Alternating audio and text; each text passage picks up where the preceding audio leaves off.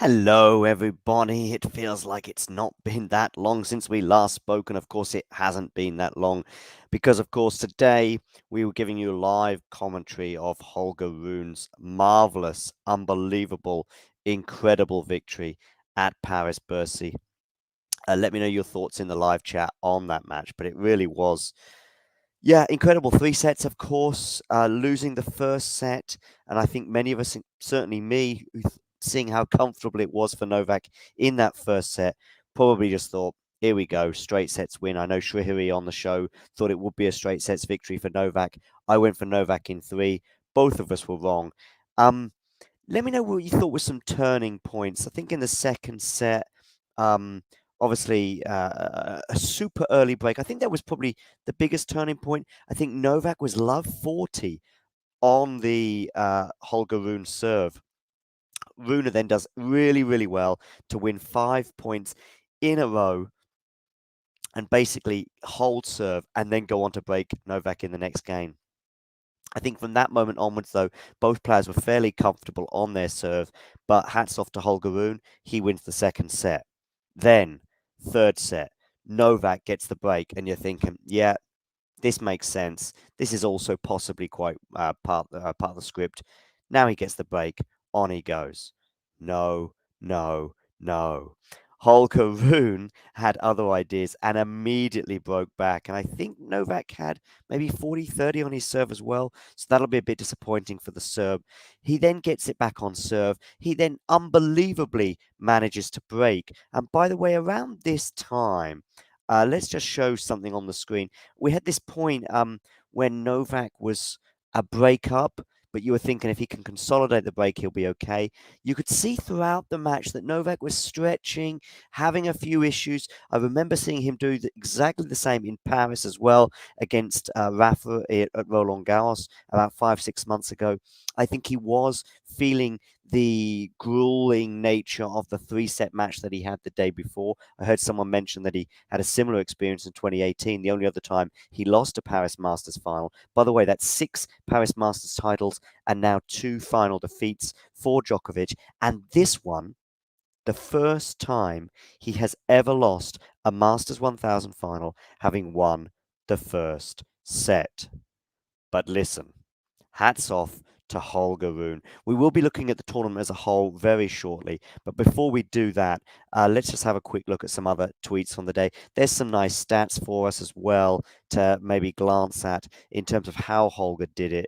I don't think that tells half the story, though. I mean, 2 hours, 32 minutes. It was drama. And 20 minutes. Count them. I know you won't. For the last game. As the Sports Social Network said there, what a performance. Unbelievable from Holger Rune. Congratulations to him and his fans. As Owen here from Popcorn Tennis tweets, hats off to Rune. Incredible tournament. I mean, don't forget, after Wawrinka, he went on to beat 5 top 10 players, including Felix in the semi-finals. Insane. And then obviously skittling Novak in that final. Very impressive.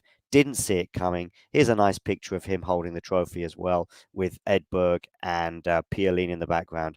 And very gracious Novak Djokovic. I like the exchange they had at the net at the end of the match as well. It was great having Shrihari on board for today as well.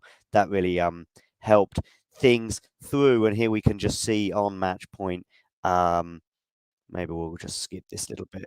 Yeah, there's that exchange at the net that I was referring to. Really nice moment. Even then, though, maybe Novak will be a bit disappointed with this shot at the net. I mean, maybe a little bit disappointing there. Anyway, hats off to Holger Rune, as everyone has said. And there's a nice image from the Paris Bercy Twitter account there, just showing us Holger Rune in all his glory. Make sure you hit that like button, by the way, ladies and gentlemen, and let me know what you think of the live. In the live chat for today's match, but also the tournament as a whole. I'm going to be talking a little bit about Tsitsipas and Novak as well, and Felix and Rafa before I wrap up today's show. It's called the 10 minutes. The idea is it's going to be 10 minutes. Sometimes we go a couple of minutes over. But congratulations to Holger Rune. Listen, what is his ceiling? top 5, top 3, top 1. Um, anyway, he's now going to be a first alternate in Turin, so that's something for him to be excited about. Obviously, for him to actually play, there would have to be an unfortunate injury to one of the 8 players, and of course, that now has been sealed.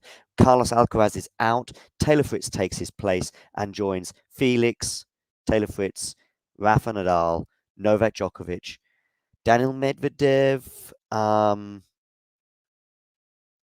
and 3 others. Tsitsipas, I think, Rublev, of course, as well. So that is the 8 lined up for Turin. I'm sure I missed someone, but you know what I mean. Make sure you hit that like button, as I said, and subscribe to the channel if you are new to keep up to date with all things tennis. We're going to be bringing you a couple of semi-finals from the WTA side from Texas very shortly. Nick will be hosting that in about 20 minutes from now. So make sure you hit that subscribe button and don't forget to click that notification bell as well so you don't miss out on any of the shows, especially the live ones such as this, so you can join in the chat. Let me know your comments. Let me know your thoughts on today's final and the tournament as a whole. As I go back to some of these tweets. So yeah, there's a nice little speech there from Novak. I know he joked about how it might be a little bit heavy, the trophy. Of course, Novak won his first Masters in his teens. So did Rafa. So did Carlos. And now so has Holger Rune. And there's a nice picture of Holger Rune from a few years ago. Looked like he was just entering his teens there in this picture. And here he is on the verge of leaving his teens after beating Novak Djokovic. Oh, yeah, and a week ago, of course, I chatted to Holger on Twitter. I said, what are you doing? Look, this is him a week ago, of course. That's the image of him in the car on the way from, looking mean and moody there, in the car on the way from Basel, where he made the final, lost to Felix in that final. Of course, he managed to gain revenge on the Canadian in this year's semi-final in Paris. Last one, but he told me, I said, why didn't you get the train? Said we couldn't make the last train, so I'll have to be in Paris by tomorrow morning. Well, turned out to be a good decision, and I congratulated him on that. A week ago, I was debating with Holger over the transport options for Basel to Paris. Turned out the car was a pretty good option. Maybe you should continue getting the car. Maybe you should get the car to Turin as well. Maybe you should get the car to Australia, if it's possible. Thanks to Shrihari as well there. Nice tweet from him. Oh, yeah, and this is a good tweet from Jose Morgado as well, highlighting the ATP finals pots. Obviously, that means that Nadal and Tsitsipas can't be in the same group together, and nor can these other ones. But we could have a Nadal, Medvedev, Felix, and Djokovic group of death in Turin. And of course, the other group would therefore be the group of life. Thanks, Jose Morgado, for that tweet. By the way, some comments here from Djokovic after the match. I feel very well. I'm playing great tennis. Disappointing today, but watch out for me in Turin. Absolutely. Oh, by the way, this was the point of the match. Absolutely sensational point. Oh, no, that was the match point, but there was a sensational point. By the way, look, Borna Coric there as well, congratulating Holger Rune. Nice of the Croatian.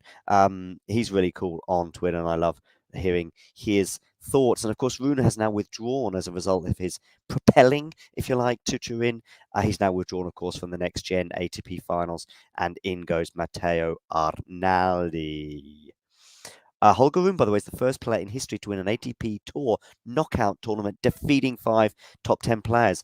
We'll be having a look at that. In fact, let's have a quick look now at the tournament as a whole, so that way we can perhaps give more of a global idea on Holger Rune's achievement and just in general. I mean, he did pretty well today, as I think you would have to agree. Let's present a different screen so you can have a quick look at the tournament as a whole.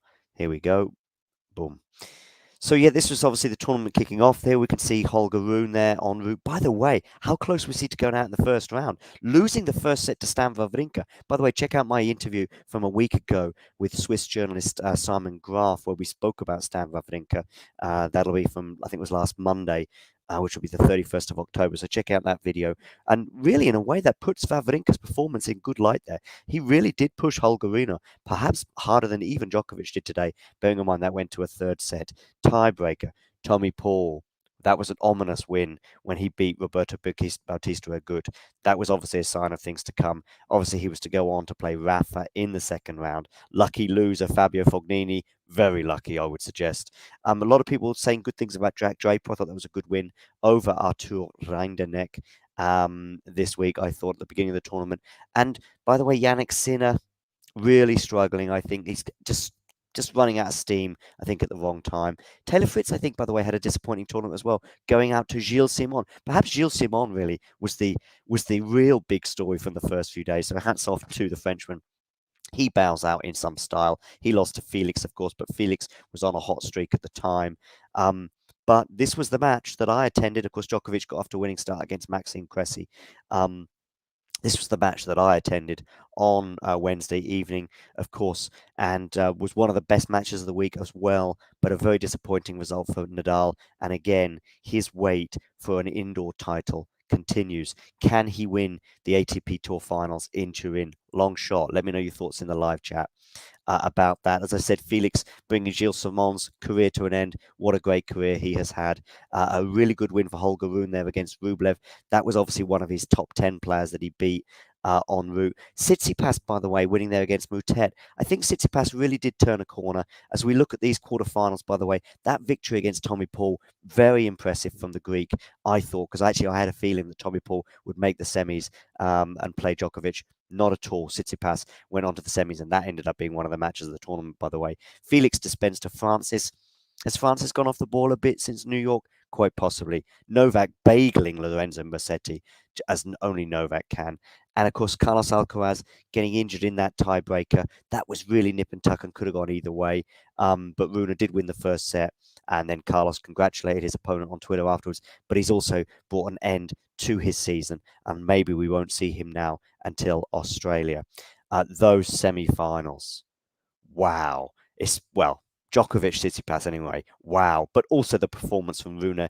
And maybe, just maybe, the fresh tank allowed Rune to just seal that win today. Okay, that brings the 10 minutes today to an end.